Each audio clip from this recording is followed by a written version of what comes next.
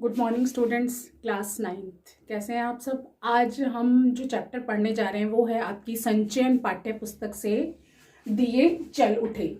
और इस पाठ के लेखक हैं मधुकर उपाध्याय। जैसा कि पाठ का नाम है दिए जल उठे, इसका मतलब है कि लोगों में जागरूकता आना। अगर हम किसी चीज के लिए, किसी काम के लिए लोगों को जागरूक करना चाहते हैं, अवेयर करना चाहते हैं, तो यहाँ दिए जल उठे उससे मतलब है। तो सबसे पहले हम जो है पाठ के लेखक जो है मधुकर उपाध्याय, उनका जो है परिचय जान लेते हैं। तो लेखक परिचय है, पत्रकारिता से जुड़े और इतिहास के संवेदनशील मुद्दों पर लिखने वाले मधुकर उपाध्याय ने अपनी प्रारंभिक शिक्षा अयोध्या से प्राप्त की है। अवध विश्वविद्यालय से विज्ञान में स्नातक मतलब ग्रेजुएशन करने के बाद उन्होंने भारतीय जनसंचार संस्थान नई दिल्ली से पत्रकारिता में स्नातकोत्तर डिप्लोमा हासिल किया। स्नातकोत्तर मतलब उसमें पोस्ट ग्रेजुएशन किया। आजादी की 50वीं वर्षगांठ पर मधुकर उपाध्याय की पुस्तक 50 साल पहले खासी चर्चित रही। उनकी एक अन्य पुस्तक किस्सा पांडे सीताराम सूबेदार को भी काफी सराहा गया। क्या है पुस्तक का नाम? किस्सा पांडे सीताराम सूबेदार को काफी सराहा गया। हिंदी और अंग्रेजी में समान अधिकार से लिखने वाले मधुकर उपाध्याय की 3 पुस्तकें अंग्रेजी और 12 हिंदी में प्रकाशित हो चुकी हैं। अंग्रेजी में 3 और हिंदी में 12 है। पत्रकारिता और साहित्य के साथ साथ उनकी गहरी दिलचस्पी कार्टून विधा और रेखांकन में भी है। मधुकर उपाध्याय दैनिक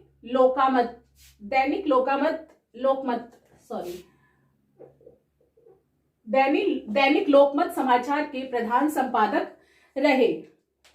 अब जो इस पाठ के बारे में बताया जा रहा है उसका परिचय संक्षिप्त में मैं यहाँ बता रही हूँ। यह पाठ जो है महात्मा गांधी की दांडी यात्रा पर आधारित धुंधले पद चिन्ह नामक रचना से लिया गया है।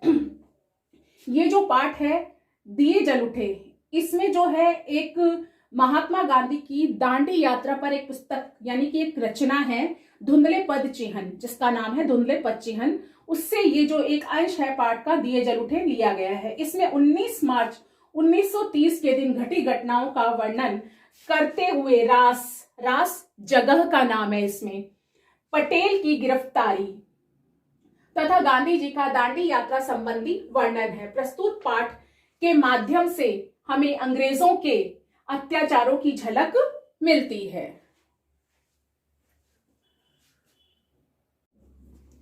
अब जो है हम पाठ का सार जो है निम्नलिखित बिंदुओं पर आधारित है वो हम देखेंगे। सबसे पहला बिंदु है सरदार पटेल की गिरफ्तारी, दूसरा है सरदार पटेल को जुर्माना, तीसरा है पटेल का रौब, फिर है गांधी जी का रास पहुंचना, नेहरू जी ने चाहा गांधी जी से मिलना, फिर है गांधी जी द्वारा सत्याग्रहियों को संबोधन, कनकापुरा में गांधी जी का स्वागत, नदी पार करने की योजना और नदी पार कराने की जिम्मेदारी रघुनाथ काका को दी गई, फिर है मही सागर के दूसरे तट पर। अब जो है हम सबसे पहले देखेंगे सरदार पटेल की गिरफ्तारी।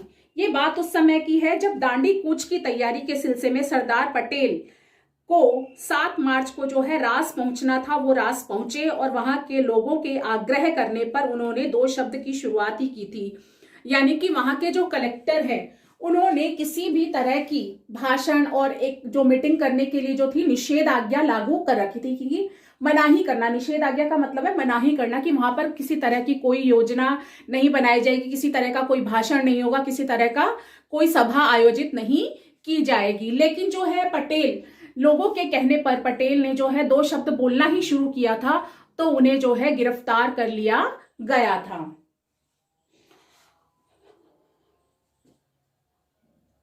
और फिर है दूसरा सरदार पटेल को जुर्माना। पटेल को पुलिस के पहरे में बोरसद की अदालत में लाया गया, जहां पर उन्होंने अपना अपराध कबूल कर लिया और उन्हें 500 रुपए जुर्माना भी दिया गया। लेकिन उन्होंने, जब पटेल ने अपना अपराध कबूल कर लिया तो जो जज है उसे जो है उनका फैसला लिखने में कम से कम भी उन्हें जो है 1.5 घंटे से 2 घंटे की जो है उन्हें समय लग गया। फिर जहां से उन्हें साबरमती जेल लाया गया, यहाँ उन्हें गांधी जी की गिरफ्तारी की सूचना मिली और गांधी जी ने इससे दुखी होकर दांडी कूच के लिए 12 मार्च से पहले ही रवाना हो सकते हैं। फिर है तीसरा, पटेल का रौब। बोरसद से साबरमती जेल का रास्ता आश्रम के सामने से होकर ही जाता था। आश्रम वासी जो है सरदार पटेल की एक झलक पाने के लिए सड़क के किनारे पर खड़े हो जाते हैं।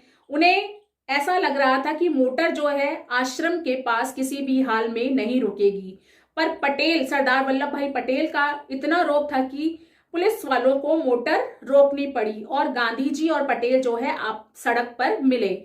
चलते हुए पटेल ने आश्रम वासियों और गांधी जी से कहा कि मैं अब चलता हूं, आपकी बारी है। और पटेल की इस गिरफ्तारी से सारे देश में जो प्रतिक्रिया हुई, इससे अभिव्यक्ति की स्वतंत्रता के सिद्धांत पर हमला बताते हुए कहा गया कि इसके परिणाम जो है गंभीर हो सकते हैं। यानी कि जब नेहरू जी को साबरमती ले जाया जा रहा था तो वहां पर जो आश्रम था वहां पर लोग जो है किनारों पर खड़े हो गए। उन्हें लगता था कि पुलिस जो है गाड़ी रोकेगी नहीं, लेकिन क्या हुआ, पटेल का इतना रौब था पुलिस वालों को, गाड़ी रोकनी पड़ी। फिर है गांधी जी का रास पहुंचना। जिस समय गांधी जी रास पहुंचे वहां पर गिरफ्तारी का कानून लगा हुआ था। सत्याग्रहियों ने अपनी पूरी तैयारी कर रखी थी। रास में गांधी जी का भव्य स्वागत हुआ। दरबार समुदाय के लोग, दरबार वहां के लोगों का एक समुदाय यानी कि एक वर्ग था दरबारियों का, मतलब वहां के लोग जो है दरबार कहलाते थे। वो पूरे रास में वहां जो है ऐशो आराम से अपना जीवन बिताते थे। तो जब गांधी जी वहां पहुंचे तो उनका बहुत भव्य स्वागत किया गया और इसमें जो दरबार समुदाय के लोग थे वो सबसे आगे थे। दरबार गोपाल दास और रविशंकर महाराज वहां मौजूद थे। दरबार समुदाय के लोगों की मुख्य बस्ती कनकापुरा में थी और गांव देवन में है। ये लोग रियासतदार होते थे और ऐशो आराम की जिंदगी जीते थे। वे सब कुछ छोड़कर रास में आ बसे थे। गांधी जी ने कहा कि इनसे जो है आप लोग वो अपना सारा ऐशो आराम छोड़ करके जो है गांधी जी के लिए वहां पर आ बसे थे। और तब गांधी जी ने कहा था कि जो मतलब त्याग सीखना है तो इनसे सीखो। फिर है उसके बाद नेहरू जी ने जो है गांधी जी से मिलना चाहा। 21 मार्च को साबरमती के तट पर होने वाली बैठक से पूर्व नेहरू जी गांधी जी से मिलना चाहते थे। इसके लिए संदेशवाहक से गांधी जी ने कहलवाया कि यह कठिन है, इसके लिए रात भर जागरण करना पड़ेगा। मेरे पास तक तुम्हें संदेशवाहक ले आएगा। तुम्हें रात के 2 बजे जाने माने मछुआरों के कंधों पर एक धार पार करनी पड़ेगी। उसके बाद है गांधी जी का सत्याग्रहियों को संबोधन, यानी कि गांधी जी ने सत्याग्रहियों को संबोधित करते हुए क्या कहा। पटेल की गिरफ्तारी के विरोध में जो है देश में सरकार के विरुद्ध प्रतिक्रिया हो रही थी। गांव में पुश्तैनी मुखिया और पटेल उन्हें इस्तीफा सौंप चुके थे। गांधी जी ने निश्चय किया कि वे अपनी यात्रा किसी ब्रिटिश आधिपत्य वाले भूभाग से ही करेंगे। इसके लिए उन्होंने बड़ौदा रियासत के साथ गुजरना पड़ा, अन्यथा यात्रा 20 किलोमीटर लंबी हो जाती। रास की सभा में 20,000 से अधिक लोग एकत्रित हुए। गांधी जी ने अपने भाषण में सरदार पटेल के इस्तीफे, राजद्रोह की बात और अंग्रेजों के अत्याचार पर लोगों को जागरूक किया। उन्होंने भाषण में अंग्रेज सरकार को चेतावनी भी दी। फिर है कनकापुरा में गांधी जी का स्वागत। सत्याग्रही शाम को जो है 6 बजे चलकर 8 बजे कनकापुरा पहुंचे। नदी के किनारे शीतल हवा ने उनका स्वागत किया। वहां पर 105 साल की बुढ़िया ने गांधी जी के वहां पर जो है कनकापुरा में गांधी जी का स्वागत हुआ। तो जो है गांधी जी वहां पहुंचे तो वहां पर 105 साल की बुढ़िया ने जो है गांधी जी के माथे पर तिलक लगाकर कहा कि स्वराज लेकर ही लौटना।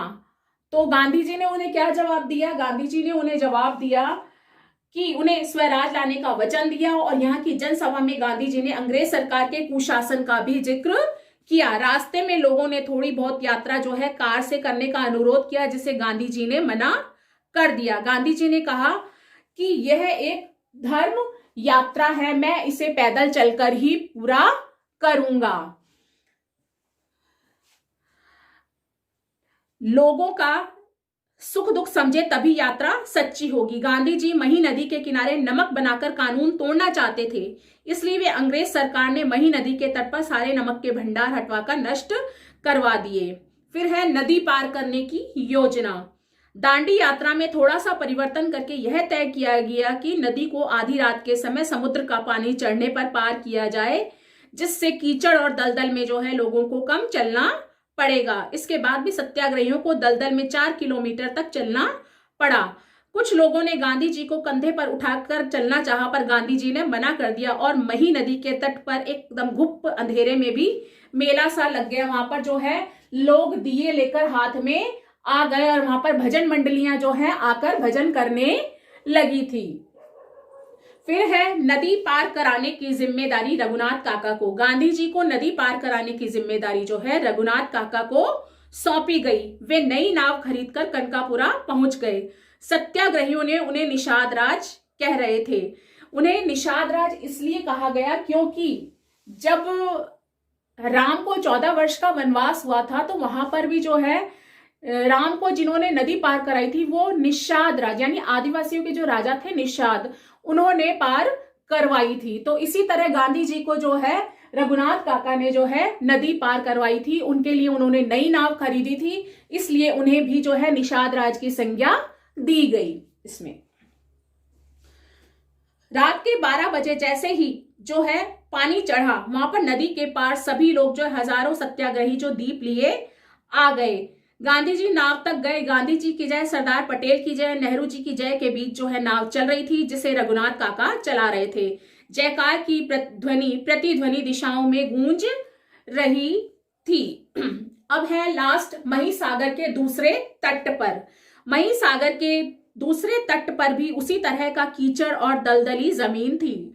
1.5 किलोमीटर तक चलने पर पानी और कीचड़ में चलकर गांधी जी उस तट तक पहुंचे। नदी के तट पर बनी झोपड़ी में आराम करने के लिए चले गए। उस पर भी लोग दिए लेकर सत्याग्रहियों का इंतजार कर रहे थे। उन्हें था कि कुछ और सत्याग्रही आएंगे जिन्हें अभी भी नदी पार करानी होगी। इस तरह से जो है मतलब लोगों में जो है अपने देश के लिए एक जागरूकता आई। अंग्रेजों के खिलाफ अपने भारत को स्वतंत्र कराना चाहा तो उसके लिए उन्होंने जो है अलख जलाई।